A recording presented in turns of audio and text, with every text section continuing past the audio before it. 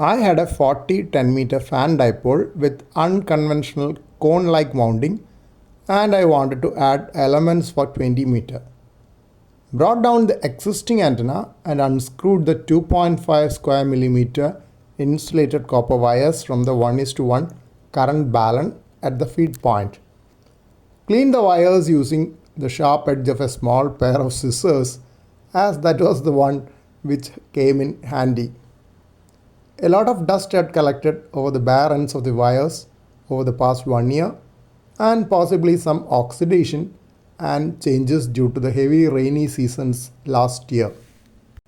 Fix the ends of wires for 40, 20 and 10 meter to a piece of electrical wiring channel in such a way that they would fan out from the feed point on the 1:1 balun. Black wire is for 20 meter, which was newly added, and the green wires are for 40 and 10 meter bands. I had to open the balun cover by removing 2 screws, as the bolt for fixing the antenna elements kept on turning without unscrewing the nut. Used a star-edged screwdriver on the inner part to keep the bolt steady while fixing the antenna elements.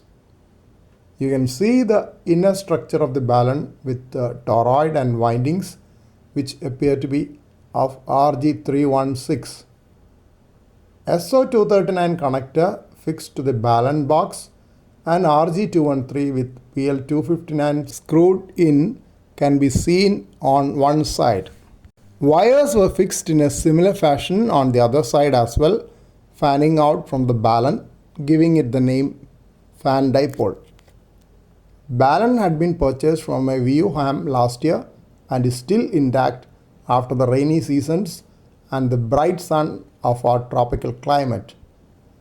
The stainless steel hook in the center is used for fixing the balun to the central mast in case of my inverted V mounting.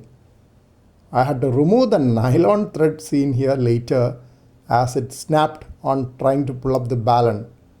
The onslaught of solar ultraviolet radiation over the last year. This is the final version of the fan dipole spread on my terrace with separators in place. As it was the first attempt and I had scarcity of separators in my store, the number of separators is limited. Maybe I'll add more at a later stage during the tuning process if the small number is not enough to keep the wires separated after mounting. I have already posted the details about the mounted antenna earlier and had not posted details of construction then, as I was quite tired after a couple of days work on the terrace, mostly in bright sunlight. I do have video clips of SWR tests across the bands, which I shall post if anyone is interested in viewing them.